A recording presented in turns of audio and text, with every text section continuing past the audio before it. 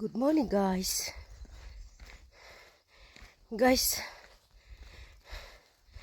गाउँमा बस्नुको फाइदा के छ थाहा छ?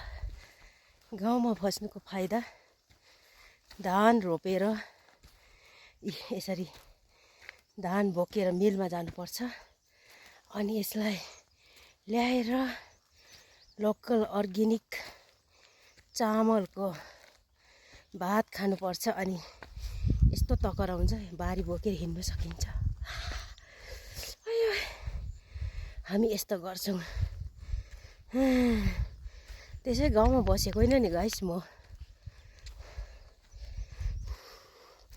यसरी पो गाउँमा नपत्याए। हेर्नुस् म कति स्ट्रङ छु। अब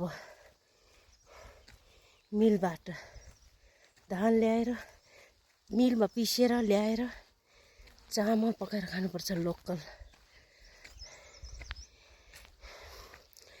अब लोकल चामल कहाँ पाउँछ? गाउँमा पाउँछ। नपत्याए